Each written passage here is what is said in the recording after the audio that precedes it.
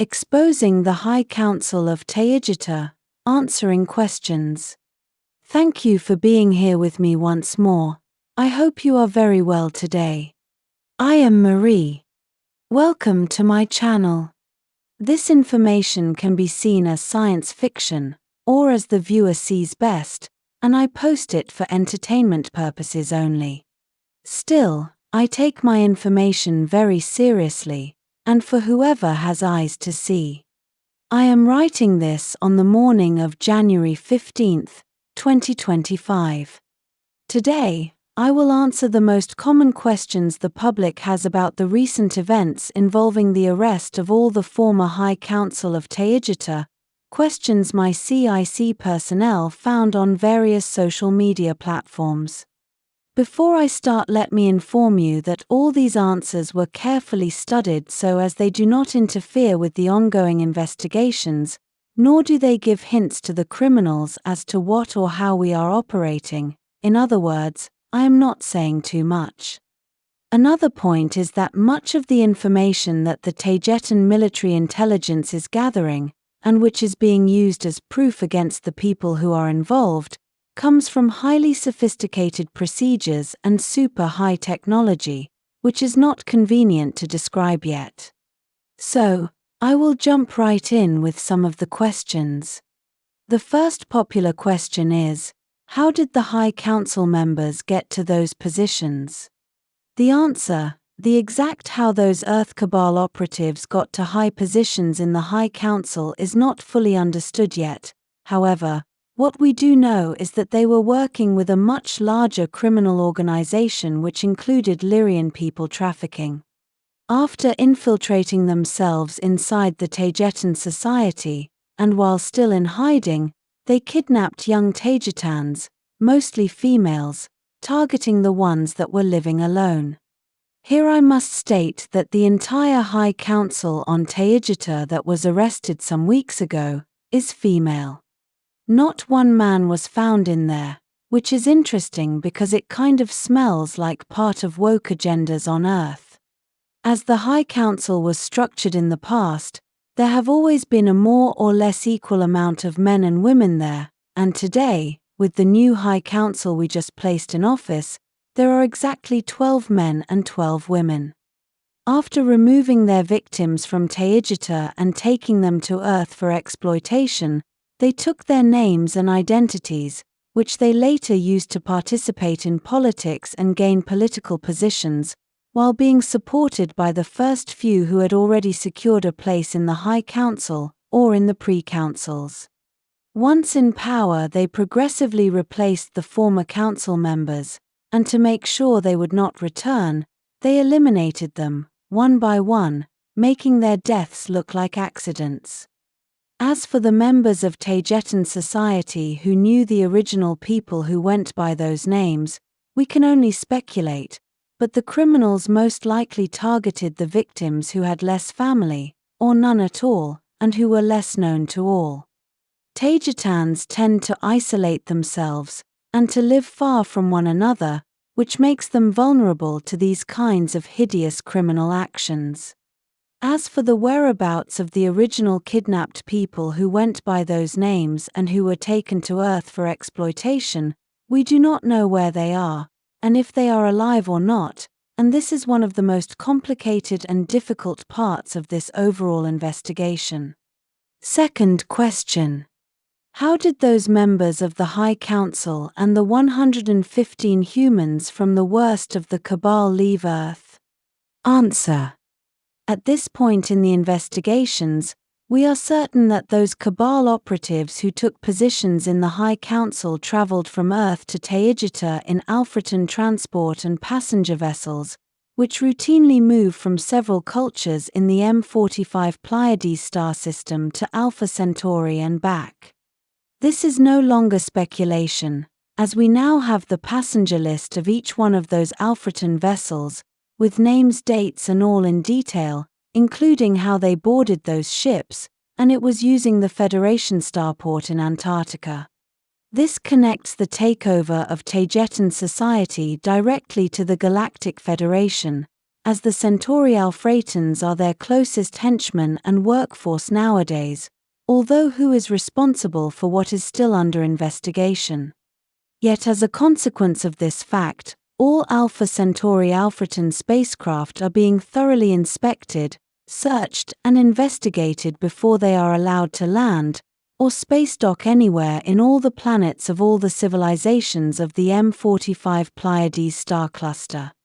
This was decided by the Alcyone Council itself, and more information about this angle will be published in my upcoming Space News 62 report, as well as the expanded consequences and fallout of what is happening. Third question. Why wasn't there a frequency dissonance between the frequency of the planets of Taygeta and those of the Cabal? Could what happened be considered precisely the consequence of frequency dissonance? Answer. First of all, there had to be at least some frequency dissonance. Yet, remember that each person holds their own reality, so if those are from Earth, then they will take Earth's matrix with them, in all extents of the word, including the worst parts.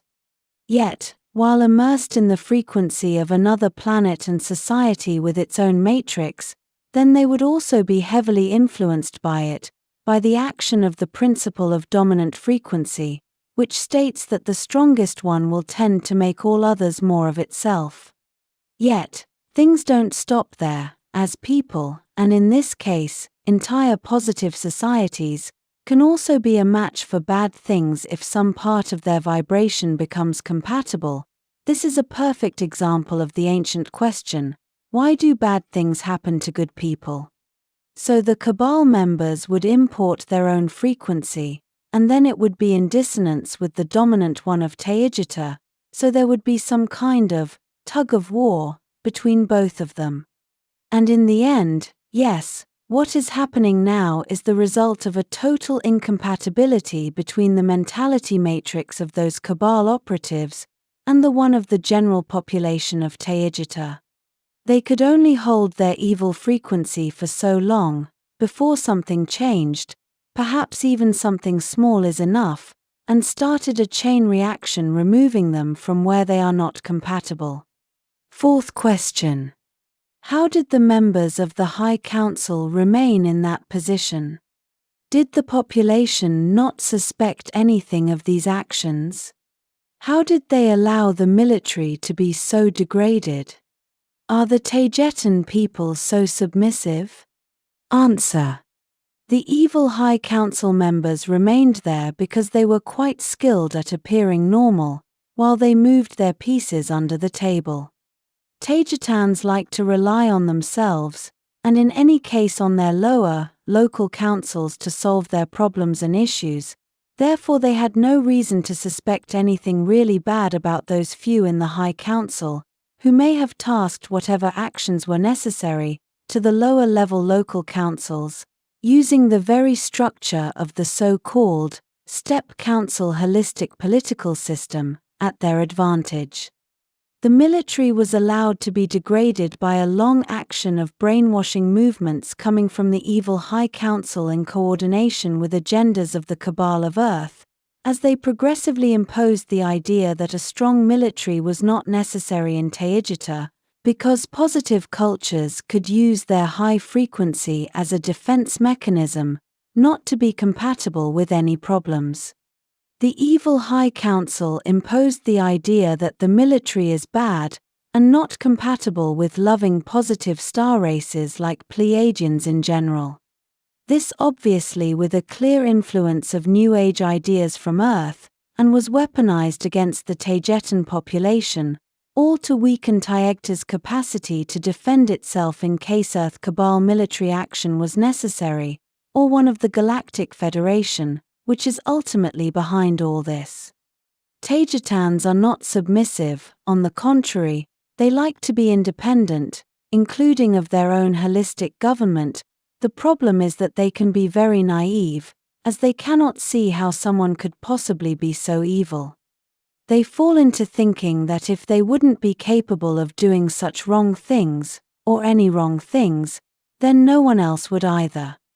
Taygetans are too accustomed to their peace and order, as not much goes on in their planets, at least not compared to all that goes on Earth. They took their security for granted, and that was also used against them to weaken the military, as there was no need for them, none that they could see as a people.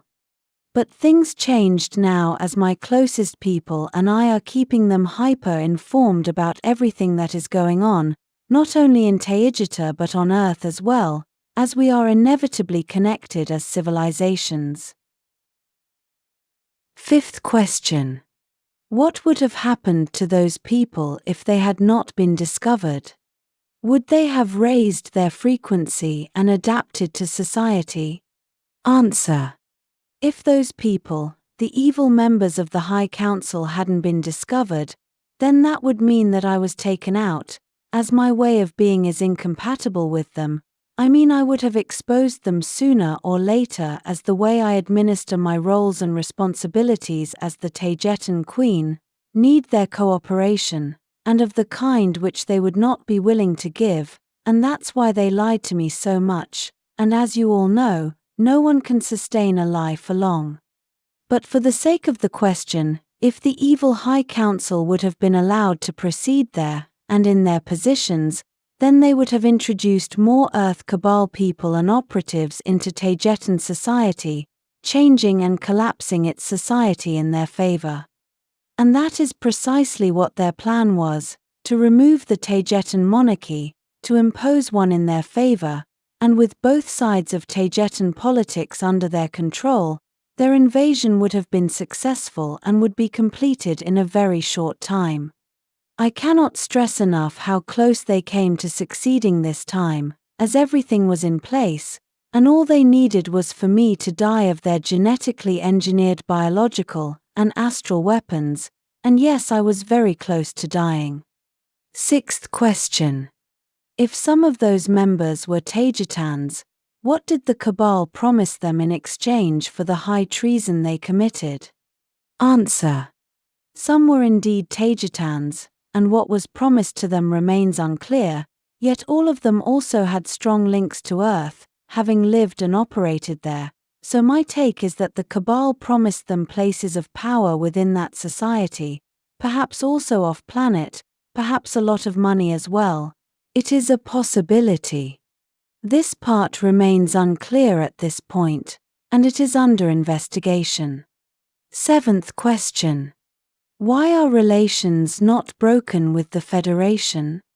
The relations are quite broken at this point, yet all this that is happening is high exopolitics, which is just more politics, and sometimes it is not convenient to break all relationships with the Galactic Federation, as things are not always black or white, because Taygeta still has friends within that super large organization, because they can still be useful, as we still don't know how far, or how deep this rabbit hole goes.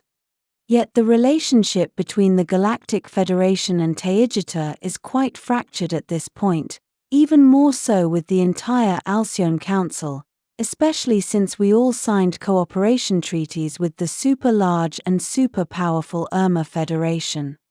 The relationship between Taygeta and all the members of the Pleiadian Alcyon Council, with the Galactic Federation, is tense and limited, but cordial and diplomatic, yet only as needed. Eighth question. What consequences are there or will there be concerning the Federation? Answer. We don't know yet, but chances are that there will be a larger diplomatic distancing between our side and the Federation, which also means more independence from its influence and imposed treaties, as well as norms. This is already happening as the entire M45 and its Alcyon Council members, including Taygeta, are cooperating more and more with Urmah conglomerate members and sympathizers, and less with Federation civilizations. If there will be hostilities with the Galactic Federation or not, is still in the air, yet it is seen as highly improbable, because the dark side of the Federation prefers to use manipulation, treachery, and infiltration, rather than direct military confrontation, but we cannot be certain of that. As we are now under a full cooperation treaty with the Urmah conglomerate, even the powerful Galactic Federation will think twice about starting any military confrontation with us, as they know what the cats are capable of, because they are at least as powerful as the Galactic Federation itself, at least. Therefore the Urmah have become a great deterrent in our favor, and a great protection against military actions, of the direct type at least. Ninth question. What is the Urmah system that will be used as karmic punishment for treacherous members of the High Council? Answer. The Urmah are masters of the astral, and although I do not pretend to know how exactly they will karmically punish the evildoers, I do know that what they intend to do is they will make the criminals live what they caused to other people, forcing them to incarnate into their victims to relive what they caused, all in a timeless, non-linear manner, depending only on what they are focusing on at each time. This means that the severity of their crimes will be what dictates the strength of their punishment. They get what they have coming to them, not more and not less. The Urmah will be their gatekeepers, so they cannot escape, and I mean on the astral and on the physical side.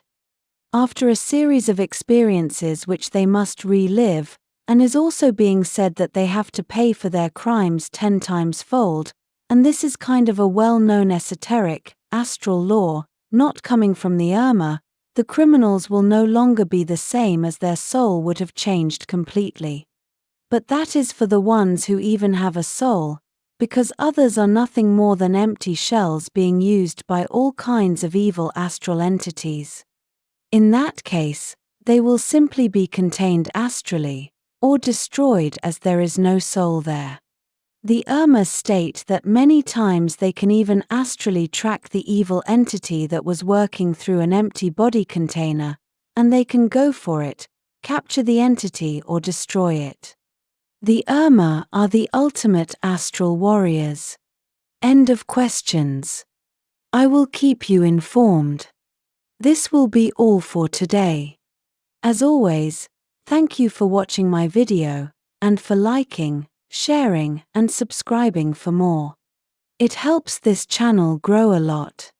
And I hope to see you here next time. With much love and appreciation, your friend, Marie.